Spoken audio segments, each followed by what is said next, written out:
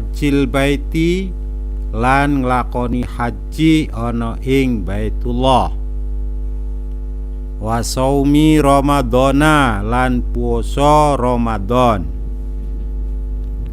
Rawahu wis nyeritake ing iki hadis sopal Bukhariyu Imam Bukhari wa Muslimu lan Imam Muslim.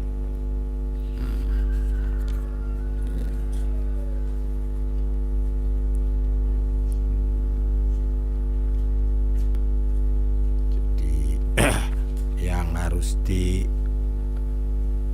difahamkan sekarang,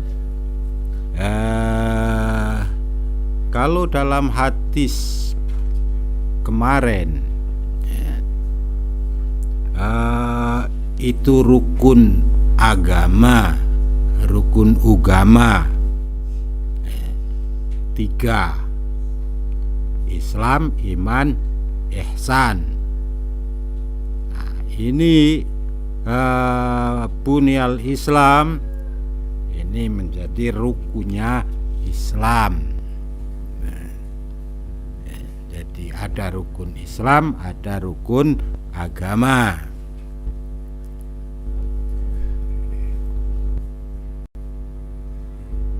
Nah, kalau rukun agama 3, rukun Islam 5, rukun iman 6, rukun ihsan 2. Nah, sehingga masing-masing dari rukun-rukun itu ada pondasi awalnya. Ini sebagai pondasi awal syahadat.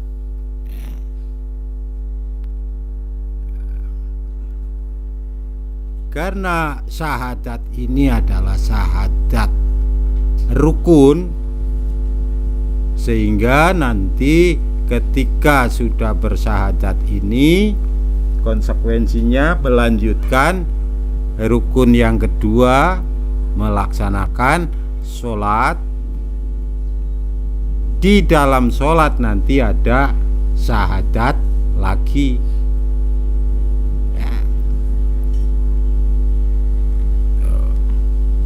Nah, karena syahadat yang di dalam sholat itu rukun sholat, bukan rukun Islam, maka misalnya ada orang belum pernah bersyahadat, kemudian dia sholat, tekun sholatnya, karena barangkali juga menganggap di dalam sholat itu sudah ada syahadat, maka sholatnya ya belum sah, belum diterima begitu. Karena menjadi syaratnya sholat adalah Islam. Itu.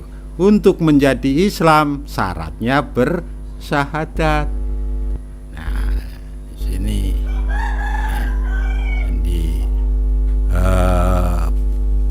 sama-sama syahadate tapi beda fungsine. Gitu. Nah,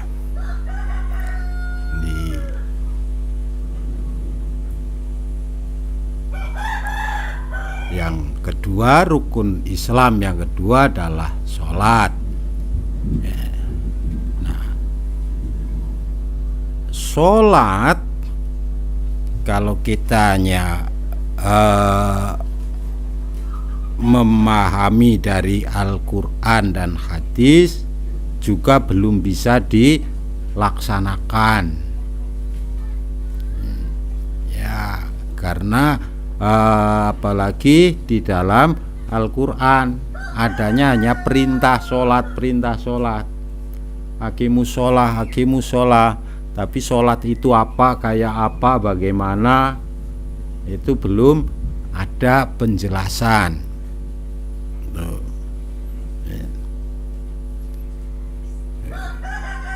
Nah, bahkan kalau hanya pada Al-Quran itu nanti perintahnya saja, lafal perintahnya ada perbedaan. Ada perintah dengan menggunakan fi'il aqimus sholah, ya. Ada juga yang perintahnya dengan sholu gitu.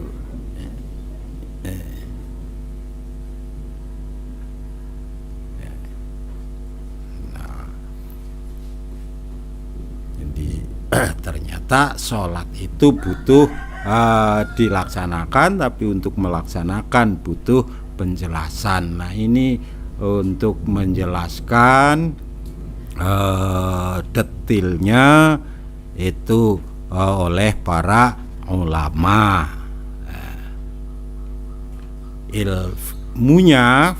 Ilmunya disebut ilmu fikih begitu.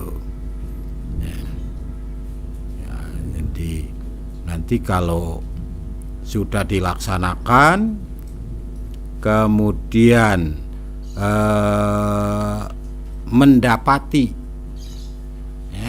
permasalahan tertentu, ini nanti penyelesaiannya, cara melaksanakan untuk menyelesaikan itu akan kembali ke perintah awal atau hukum asal. Hukum asalnya tadi di Al-Quran hanya diperintahkan sholatlah kamu atau dirikanlah sholat. Maka bagi orang yang sudah kesulitan sama sekali gitu untuk melaksanakan sholat yang sudah dirinci, diatur oleh fikih, maka jadi ada yang dinamakan rukhsah gitu. Misalnya sholat itu harus berdiri, tidak mampu berdiri maka dengan duduk, tidak mampu dengan duduk, dengan tiduran begitu. Nah, sampai ke titik terakhirnya, sudah tidak mampu gerak apapun begitu. Nah, cukup diingatkan, ini waktunya sholat. Ketika sudah respon, apakah dengan kerdipan mata misalnya isyarat begitu, udah, itu udah cukup itu. Karena hukum asalnya juga seperti itu, hanya dirikanlah sholat.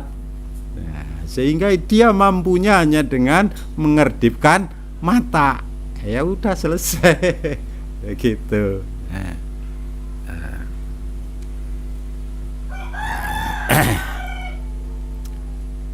Kemudian ita zakat,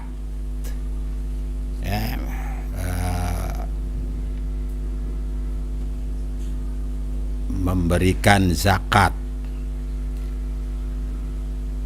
Allah dalam Al-Quran menyebutkan 3 hal yang sudah dipasangkan dari sana.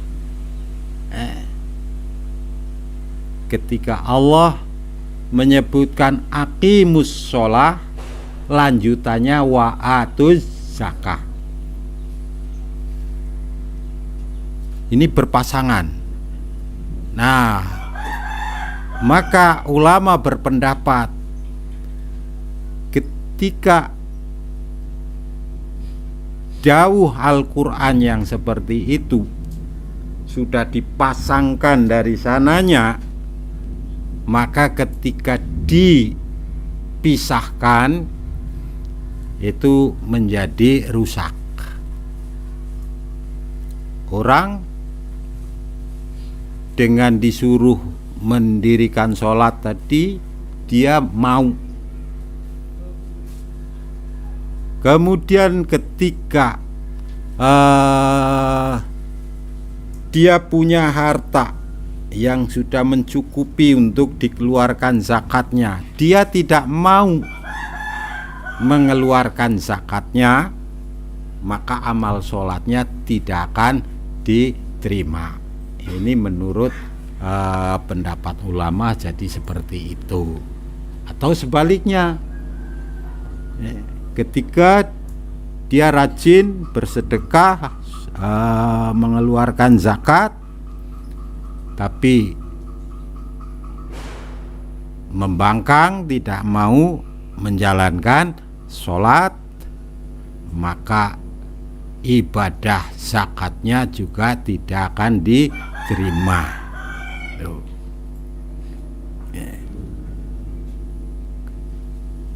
Ini karena sudah dipasangkan itu. Ayat yang kedua, ketika Allah dawuh ati'ullaha, lanjutane mesti wa ati'ur rasul.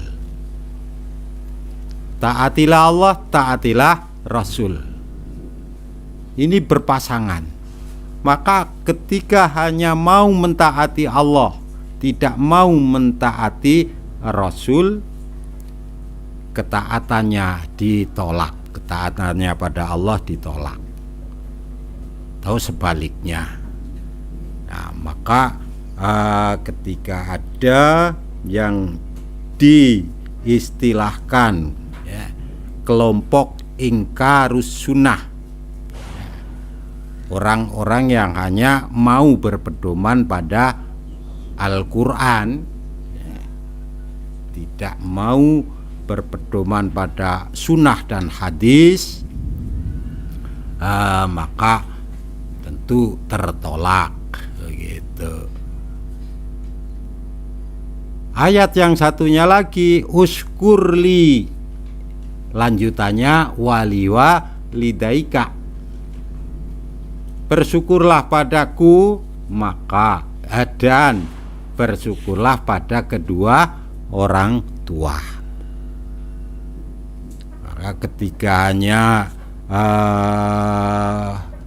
bersyukur mentaati Allah, tapi pada kedua orang tuanya membangkang,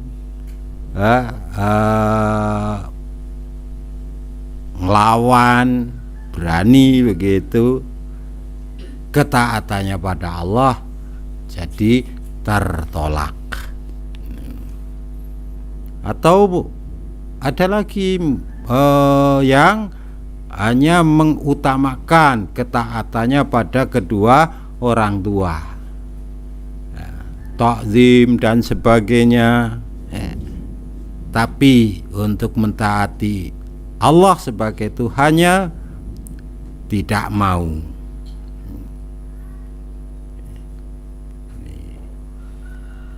Ya, yang sering terkenal sok diistilahkan kejawen begitu. Ya, karena pemahamannya mereka yang namanya Gusti Allah itu bagusing ati, apiking polah begitu. Jadi singkatannya Gusti Allah. Jadi dia hanya mengelola hatinya, tidak pernah dengki, tidak pernah benci begitu, tidak mau merugikan orang lain. Tapi ketika sholat, mereka katanya cukup dalam hati gitu, dengan hening saja sudah cukup gitu. Ya, alasannya itu tadi ya.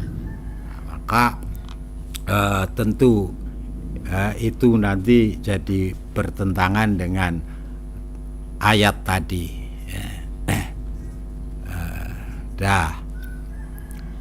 Nih untuk hadis yang ketiga sebagai tambahan ulasan kemarin saja. Lanjutkan al hadisur robingu tawi hadis kang kaping 4.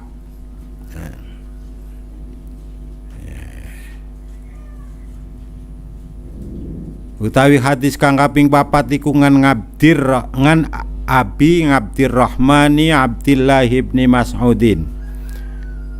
Diriwayatake saking Abi Abdirrahman Abdullah bin Mas'ud. Qala dawuh sapa Abdullah bin Mas'ud, haddatsana nyeritani ingsun sapa Rasulullah Kanjeng Rasul sallallahu alaihi wasallam.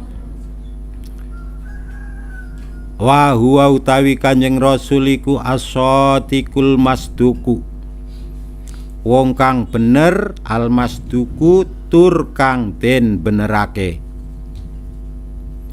Dawuh Nyeng Rasul, inna ahadakum yujmangu khalquhu fi batni ummihi arba'ina yauman.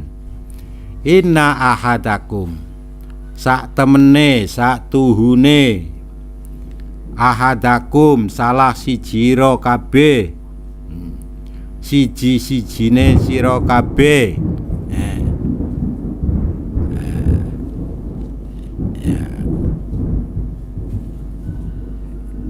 Sengaja saya buat makna berbeda ya untuk perbendaharaan. Gitu. Kalau ini sebelah gejete dibaca, untuk apa pegang kitab ini gitu. Satune salah siji ro kabeh iku yujmangu den kumpulake apa khalquhu kedadiane ya ahadukum fi batni ummihi ing dalem wetenge ibune ahad arba'ina yauman, arba'ina ing dalem 40 apane yauman dinane. Penciptaan manusia di dalam rahim ibu itu membutuhkan atau dibutuhkan waktu 40 hari. Sumayakunu mongko nuli ana ya ahad, ana iku ngalakotan rupa ngalakoh. Ngalakoh teng mriki dimaknani getih mringkil. Artine getih kenthel. Merincil-merincil. Misla zalika sak padane 40 dina.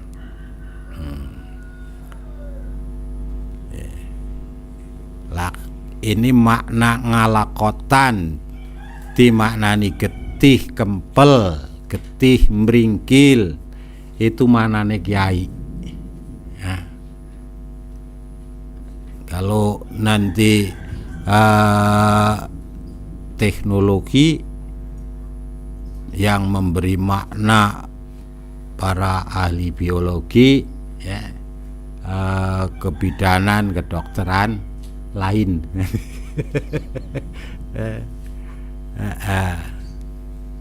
Karena ketika ngalakoh itu belum berupa, tidak berupa darah, mani kental nempel di dinding rahim gantung. Maka saya yakin yang benar bahasa Nabi ini ngalako gitu. Ya. Karena ngalako itu maknanya gantung itu. Nah, jadi kenapa kiai-kiai kuna, kiai-kiai sepuh hampir semua maknanine ngalako itu daging kempel geti kempel. Ya. Mungkin hanya untuk memudahkan pemahaman para santri yang belum pernah masuk ke rahim. Niliki anu wis lupa kemudian lagi nang jero begitu apa tidak.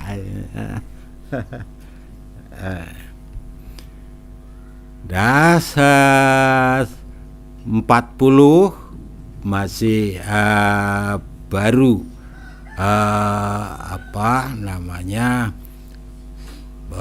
benih ya, yang ada di air sperma masuk, kemudian dalam kurun 40 hari mulai mengental, jane hidup jane begitu. Cuma hidupnya hidup Nur Muhammad ya, jadi belum ruh.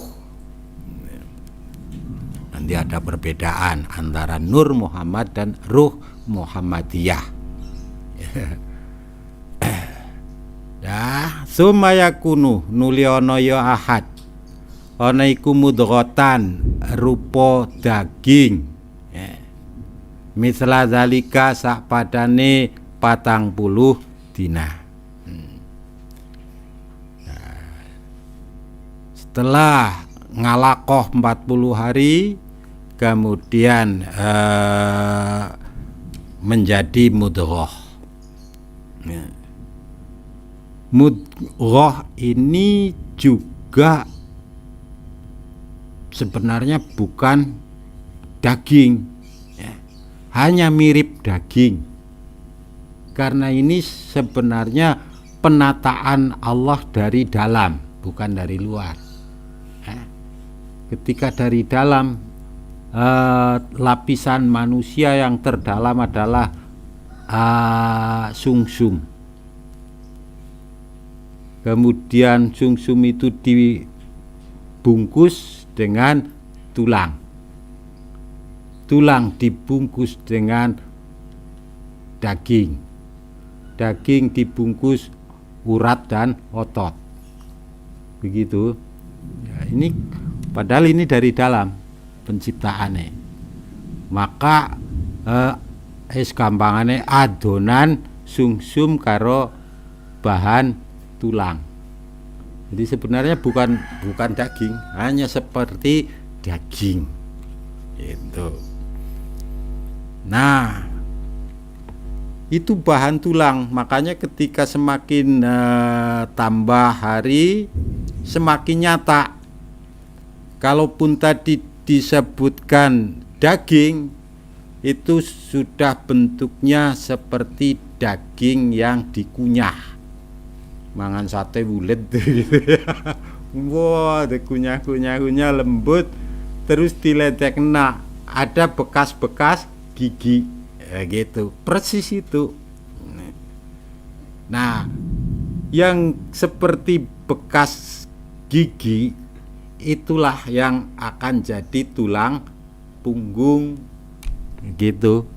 Akan jadi hula-hula. Ya, itu. Mulane wong Jawa oleh nyebut hula-hula. Karena bisa mengkeret, bisa mulur. Begitu. Nah, itulah mudghah begitu. 40 hari. Ya. Jadi 4 kali 3. Ya. 120 hari atau 4 bulan. Nah, inilah baru nanti setelah 4 bulan ini atau 120 hari, Ruh Muhammadiyah inilah yang dimasukkan. Itu pun kalau Allah menghendaki seperti itu. Kalau tidak, bisa saja Allah masukkan ruhul hayawaniyah, maka dia hidupnya hidup kehewanan saja, begitu. Dan kalau itu sampai terbawa lahir, maka nanti polae anak itu tidak ubahnya dengan hewan, watak hewan, begitu. Nah, kalau terjadi seperti itu, hanya ada harapan semoga nanti dewasa Allah masukkan ruh Muhammadiyah atau ruhul insan. Kalau tidak, berarti sudah qodok qodare Allah. Keterangannya kemarin, khairihi wasyarihi minallah, begitu. Cilaka apa tidak? Untuk urusan Allah tidak ada cilaka, begitu ya. Karena bisa saja Allah memasukkan orang berdosa ke dalam surga, atau dibalik ya. Karena kehendak Allah tadi, bebas kehendak Allah itu, begitu. Sehingga dalam hikayah maupun cerita pun banyak orang yang kemudian disebut sebagai waliullah, berderajat waliullah, ternyata latar belakangnya atau cerita awalnya itu ya nunggak karuan, begitu. Ya, karena Allah itu esa, kemarin ya, Allah itu satu. Nah, menghendaki ya, menghendaki untuk dikenal ya, sehingga Allah menciptakan makhluknya. Jadi di situ nanti ada makhluk, ada kholik. Tapi makhluk ini kan kehendak Allah, begitu. Nah, kemudian untuk makhluk ini Allah kehendaki dari dua arah, baik buruk, berpahala dosa. Ini kehendak Allah semua, begitu. Nah, sehingga ketika mau ditarik kembali kepada keesaan Allah, begitu, udah suka-suka Allah. Mau dari jalan manapun suka-suka Allah, begitu. Nah, kalau dari pemahaman yang seperti itu, kemudian kita tidak menggunakan kolbi kita, tapi menggunakan akal kita, ini yang berbahaya, begitu. Karena nanti GR munculnya jadi GR. Nah, justru kebalikannya itu, nanti Allah masukkan ke neraka karena GR-nya itu, begitu. Bukan kehendaknya, tapi karena kegeerannya itu, begitu. Mentang-mentang Allah Rahman Rahim, begitu kan? Allah Ghafurur Rahim. Nah, ini diinjak-injak. Hak Allah diinjak-injak. Karena memahaminya menggunakan akal tadi. Tuh. Yang jadi Allah tidak ridho, begitu. Dah, saya lanjutkan dulu. Sumayakunu mudghatan misla dzalik. Setelah 120 hari ini berarti sudah menjadi kholqon akhor bahasa Al-Qur'ane. udah mulai terlihat bentuk makhluk yang namanya manusia. Cuma belum komplit sempurna istilahnya begitu.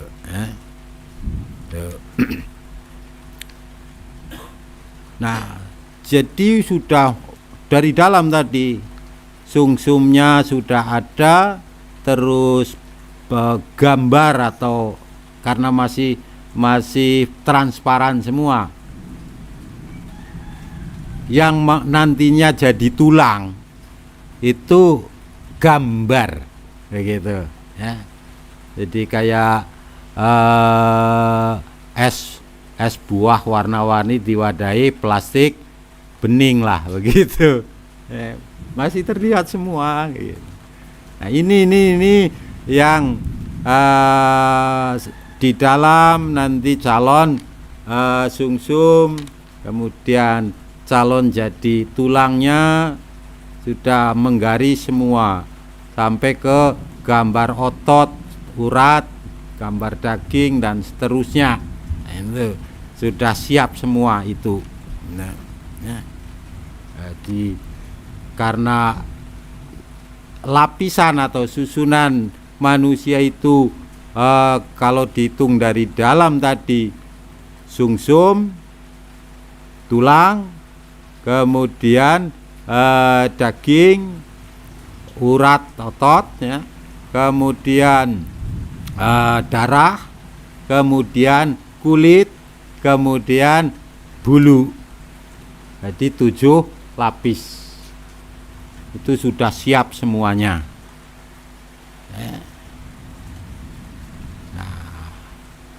maka konon bagi pemahaman orang-orang arif, orang makrifat, itulah as-sab'ul masani,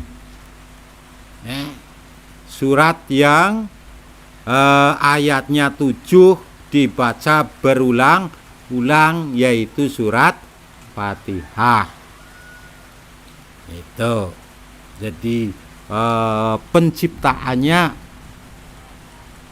angger bahasa kita cetakannya nganggo cetakan Fatihah begitu. Nah, maka dari itu nanti ketika kita pengen restrak ya, pengen dandani awak secara berkala ya, punya kendaraan kan harus servis berkala ya.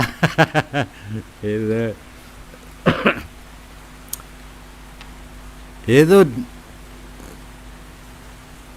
disarankan kita ini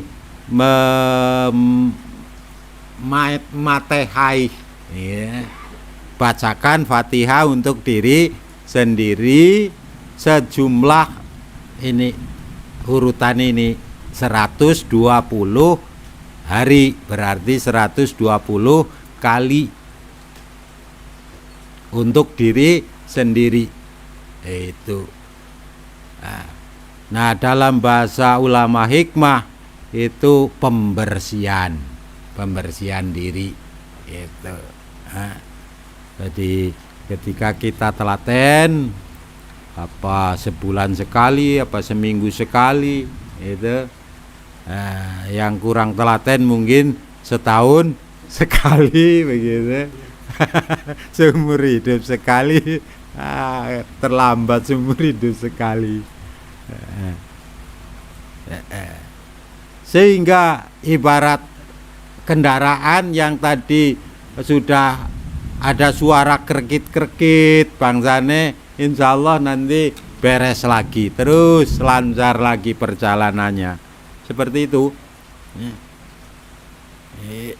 Sempatkan itu untuk berkala.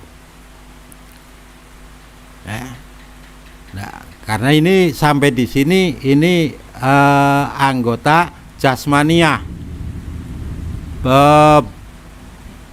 bahan bakunya beda nanti dengan setelah summa yursalu ilaihil malaku. Summa yursalu mongko nuli den utus, mongko nuli den utus ilaihi maring ahad.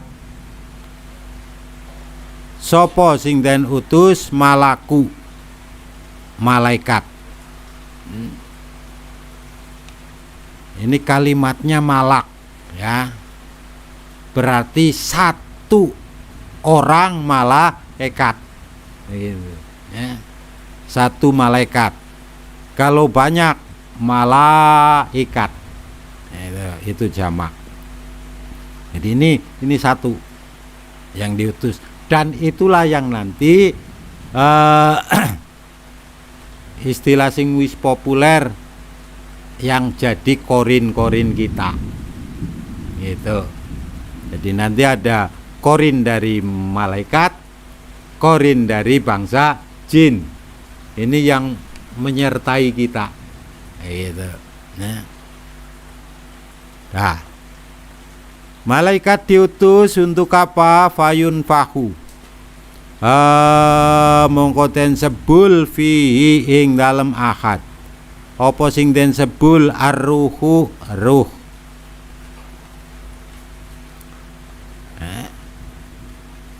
Ruh den sebulaken wayu maru lan den perintah sapa malak biar bangi kalimatin kelawan patang kalimat. Nah, untuk menyebulkan ruh fayun fahu fihi disebulaken. Nah, maka ruh ini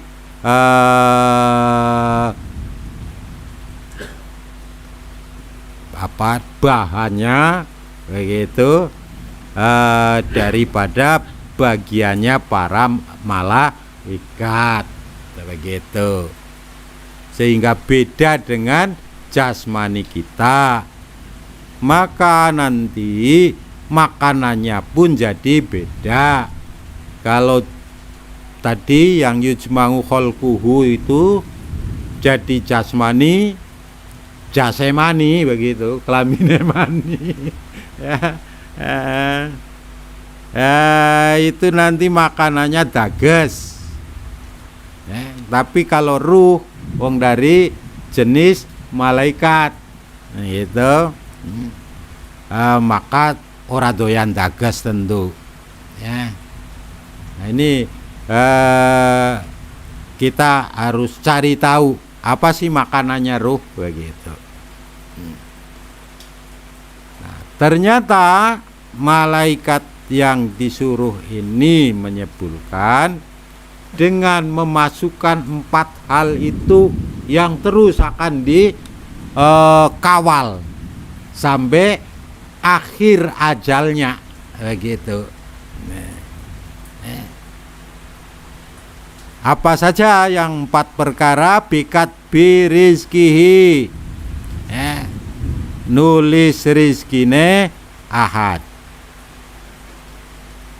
wa ajalihi lan wates ngumure ahad. Jadi rizki dan ajal, batas umur. Ini pasangannya rizki adalah ajal, pasangannya ajal adalah rizki.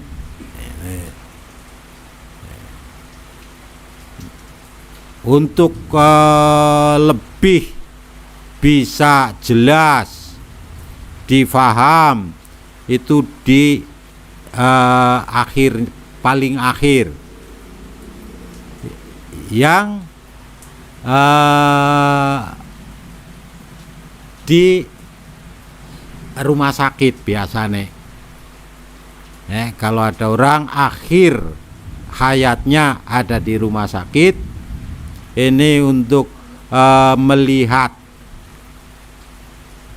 pasangan rizki dan ajalnya itu sangat jelas ya. Soalnya ketika dimasuki air infus itu sudah tidak mau masuk. Alah jelas ke anu wis akhir rezekine wis ora gelem mlebu begitu. Semua orang bisa melihat di situ, menyatakan. Yang ketiga wasakiyun, laniku dadi wong cilaka, aosangidun utawa dadi wong begja. Itu begja cilakane ini juga pasangan. Nah, sehingga kalau tidak begja pasti cilaka, kalau tidak cilaka pasti begja, itu aja. Nah, fawalladzi mongko demi zat la ilaha kang ora ana pengiran ghairuhu, nah, kejaba utawa seliyane Allah. Inna ahadakum satuhune salah swiji ro kabeh layak malu iku yakti iku ngamal sapa ahad bi ngamali ahlil jannati kelawan ngamale ahli surga hatta ma yakunu sehingga ora ana bainahu iku ing dalem antarane ahad wa bainaha lan antarane suarga jannah illa dzirongun angin sak dzira apa dzira sak dzira fayasbiku mongko dingini ngalaihi ngatasé ahad apa alkitabu catetan, sehingga tiap orang akan berbuat, akan melakukan perbuatannya. Ada yang berbuat, melakukan perbuatannya orang-orang ahli surga, sehingga seolah-olah orang ini tinggal sejengkal saja pasti dia ahli surga. Ya barangkali jubahe dawa kan, surbane kandel dan sebagainya.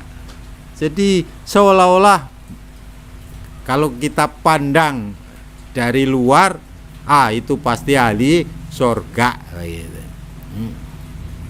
Tapi ternyata itu tidak akan melewati kitab, catatan tadi, gitu. Karena sudah tercatat jadi sakiyun, gitu.